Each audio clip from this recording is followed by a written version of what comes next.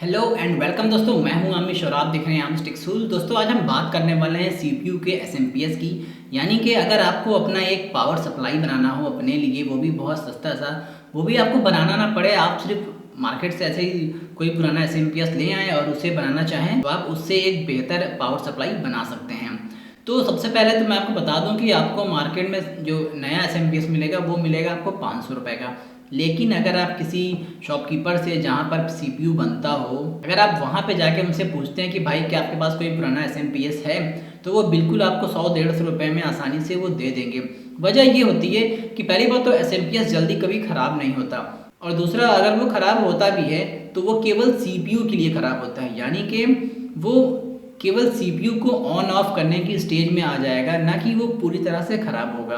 कई बार दोस्तों आपने अपने पीसी के साथ एक प्रॉब्लम को देखा होगा कि आपका पीसी जो है वो कुछ मिनट के बाद या कुछ घंटे के बाद अपने आप ऑन और ऑफ होने लगता है। उसकी वजह कहीं ना कहीं ये होती है कि आपका जो एसएमपीएस है, जो आपका सीपीयू का पावर सप्लाई है, वो अब धीरे धीरे से वीक हो गया है, कमज़ोर हो चुका है। अब आपको उस एसएमपीएस को चेंज करने की ज़रूरत है। तो ऐसी कंडीशन में क्या होता है कि लोग या तो रिपेयर करवाते हैं, लेकिन अगर आप अपने एसएमपीएस को रिपेयर करवाते भी हैं तो 100-150 रुपये तो आपके सीपीयू को ओपन करने और बंद करने के लिए ही वो इलेक्ट्रिशियन ले लेगा।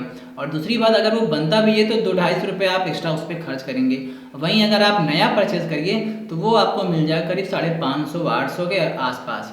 तो इससे बेहतर यही होता है कि लोग उस वक्त उस एसएमपीएस को चेंज करना ही सही समझते हैं। और अब क्या होता है, उन पुराने एसएमपीएस का जो कि अभी अभी पूरी तरह से ख़राब भी नहीं हुआ था और वो निकाल दिया गया, तो उस कंडीशन में वो लोग क्या करते हैं, उसी पुराने एसएमपीएस को ही थोड़ा बहुत ठीक करके, आपने देखा होगा कि मार्केट में कभी कभी बहुत ही सस्ते 5500 या 6000 रुपये के आसपास का एक पीसी मिलने लगता है, कि मार्केट में पैम्पलेट भी छप जाते हैं कई बार कि आप हमारे यहाँ से 7000-8000 रुपये का कम से कम रेट में आप पीसी खरीद सकते हैं। तो वो यही काम करते हैं कि वो पुराने एसएमपीएस की प्लेट्स को यूज़ करते हैं, ताकि उनका जो बजट है 7000 रुपये का, 6000 रुपये के अंदर ही अंदर वो अपने उस पीसी को बिल्ड कर सकें।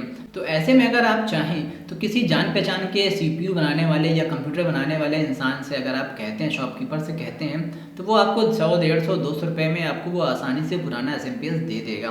कई बार अगर आपके घर में ही पड़ा हुआ है तो और भी अच्छी बात है। तो फिलहाल की इस वीडियो में मैं एसएमपीएस की वायरिंग के बारे में बताऊंगा कि आप अपने एसएमपीएस को बिना पीसी के कैसे ऑन कर सकते हैं। जी हाँ, जैसे आपको पता होगा कि एसएमपीएस बिना पीसी के सामने वाले बटन के बिना वो ऑन नहीं हो सकता। लेकिन हाँ, एक तरीका होता है कि आप अपने एसएमपीएस को ऑन कर सकते हैं। ऐसा भी नहीं है कि आपने डायरेक्ट पीछे प्लग लगाया एसएमपीएस में और वो ऑन हो गया, बिल्कुल भी नहीं, ऐसा बिल्कुल नहीं होता है। एसएमपीएस में दो ऐसे कनेक्शंस होते हैं जिनकी मदद से आप उस एसएमपीएस को ऑन कर सकते हैं। तो चलिए फिर फटाफट से देख लेते हैं कि कहाँ कहाँ पर कौन कौन सी वायरिंग होगी। और हाँ, एक बात और कि मैं कल एक और वीडियो अपलोड करूँगा जिसमें मैंने खुद अपने लिए एक पुराने एसएमपीएस से पावर सप्लाई बनाया हुआ है, तो उस वीडियो को देखना ना भूलिएगा। और एक बात और भाई, वैसे मैं काफ़ी एक बात करता हूँ वीडियो शुरू करने से पहले दोस्तों, एक बात और कि अगर अभी तक आपने मेरे चैनल को सब्सक्राइब नहीं किया है तो सब्सक्राइब कर लीजिए और बेल आइकन प्रेस कर लीजिए। और ख़ास बात और कि अगर अभी तक आपने मेरे इंस्टाग्राम पर मुझे फॉलो नहीं किया है तो प्लीज़ भाई फॉलो कर लो, क्योंकि हम शाम को कुछ ऐसे अपने दोस्तों से बात करते हैं जो मुझसे मेरे बारे में या वो अपने बारे में जानकारी लेते हैं।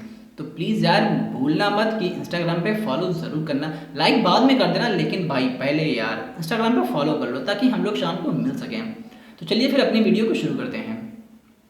तो उसके लिए चाहिए होगा आपको इस तरह का एक एसएमपीएस की पावर सप्लाई, जो कि मैंने अपने एसएमपीएस से निकाल लिया हुआ है। तो यही है वो सर्किट बोर्ड जिसकी मदद से आपका सीपीयू चलता है। दोस्तों सबसे पहले आपको करना है कि आपके पुराने वाले एसएमपीएस के सर्किट बोर्ड में से सारा का सारा वायर निकाल लेना है। यहाँ पर ढेर सारे वायर का जंजाल लगा होता, अगर मैं इसे पूरी तरीके से दिखाता तो यहाँ पर ढेर सारे वायर्स लगे थे, उन सभी को मैंने वायर्स को निकाल लिया हुआ है। और निकालने के बाद आप अगर ध्यान से देखें तो आपको यहाँ पर बैटरी का प्लस पॉइंट 12 वोल्ट, यहाँ पर ग्राउंड, यहाँ पर 5 वोल्ट, यहाँ पर 3 वोल्ट, यहाँ पर लगता है फ़ैन का कनेक्शन, तो मैंने फ़ैन का कनेक्शन को थोड़ा बाहर निकाल लिया हुआ है, तो यहाँ लगता है फ़ैन। दोस्तों इसके बाद यहाँ पर आपका कनेक्शन मिल जाता है 220 वोल्ट एसी इन का, जो कि कनेक्ट है इस एक फ्यूज़ से। और ख़ास बात दोस्तों एक और कि अगर आपको जानना हो कि आपका जो पावर सप्लाई है वो कभी ख़राब हुआ था, यानी अगर आपने मार्केट से पुराना ख़रीदा हुआ है किसी शॉप से और आपको जानना हो कि वो ख़राब था या नहीं, या फुली डैमेज था तो नहीं, तो इसके लिए आपका सिंपल सा फंडा है। अगर आप इस एनटीसी को चेक करेंगे जो कि यहाँ पर लगा हुआ है, अगर ये एनटीसी उड़ी हुई है यानी दगी हुई है और अगर इसको चेंज करने का आपको यहाँ पीछे मार्क दिख जाता है इस जगह पर, जो कि ये चेंज बिल्कुल भी नहीं हुआ है, एक बिल्कुल कंपनी का जो इसमें सोल्डरिंग होती है बिल्कुल वही है। अगर ये चेंज हुआ आपको मिल जाता है तो बिल्कुल भी आपको वो एसएमपीएस उस पावर सप्लाई को लेने की ज़रूरत नहीं है, क्योंकि उसके अंदर फिर और भी फॉल्ट्स हो सकते हैं। यहाँ से लेके यहाँ तक इन सभी आईसीज़ में भी प्रॉब्लम हो सकती है, इनके मॉसफेट में भी प्रॉब्लम हो सकती है। तो बिल्कुल भी उस एसएमपीएस के पावर सप्लाई वाले सर्किट बोर्ड को मत लीजिएगा, क्योंकि वो हमारे यूज़ के लायक नहीं है। वो कुछ ही घंटे में कुछ ही दिन में फिर से दग जाएंगे। दोस्तों एक और ख़ास बात कि अगर आपको इस पावर सप्लाई के सर्किट बोर्ड को ऑन करना है तो आप ऑन कैसे करेंगे। तो बहुत ही सिंपल सा एक वायर आपको मिलेगा। आपने वायरिंग के गुच्छे में देखा होगा एक सिंगल अकेला ग्रीन वायर आपको मिलता है, वो यहाँ पर सोल्ड हुआ होता है पीएस ऑन पर।